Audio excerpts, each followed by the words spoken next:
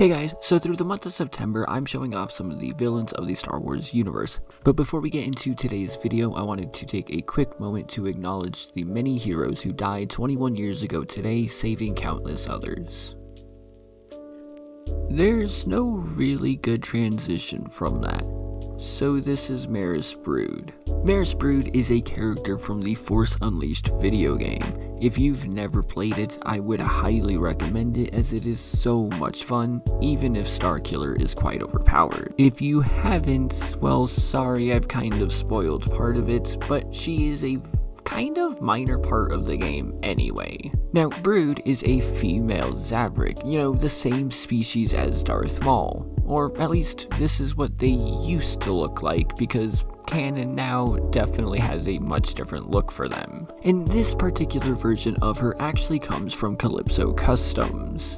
Yeah. So Big Kid Bricks actually makes a version of this as well, but I'm showing off more of their stuff in a little bit, and their version is $10 more expensive. But surprisingly, this isn't actually as bad as I thought it would be.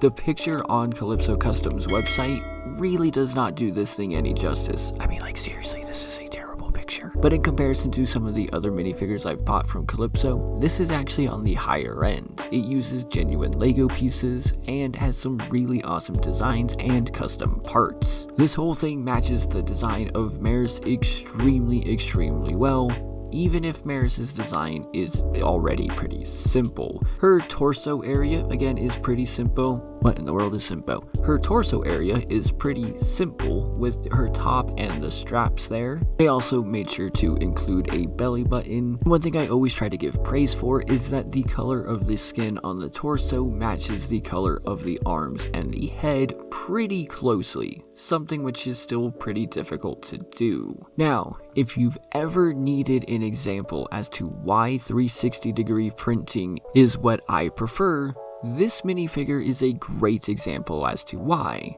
because, where do those belts go? Like, they kind of just stop. The red one continues on the leg, but the black one just disappears into her torso, and it kind of just looks bad when you realize it. It's also extra weird when you realize that her top is printed on the side, so yeah.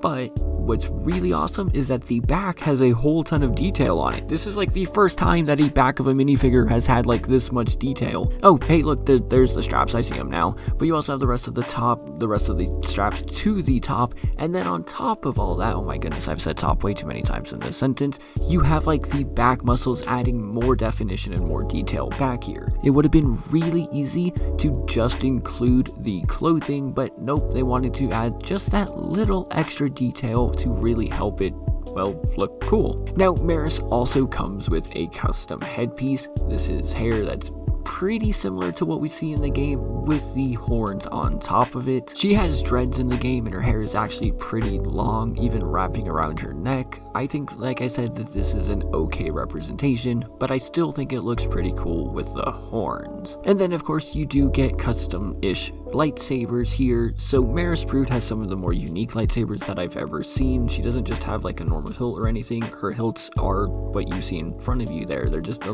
little extra. I don't really see the practicality in them, but rule of cool and all that. So I think they look awesome, and you do get two of them, which really helps complete the minifigure. Now here's what's really interesting about this. On the left is the Shock T Felucia version that I showed off some time ago, which also came from Calypso Customs, and is seriously worse quality than the Maris Brood. As far as I was able to see, Maris used genuine Lego pieces, and you can just tell the difference in holding them, while the Shock T uses a lot of non-Lego pieces, which really have come a long way, but something about this Shock T was just really poor quality. And it's strange seeing such a contrast between the two. However, I am glad to have the two together, as it's like master and apprentice again.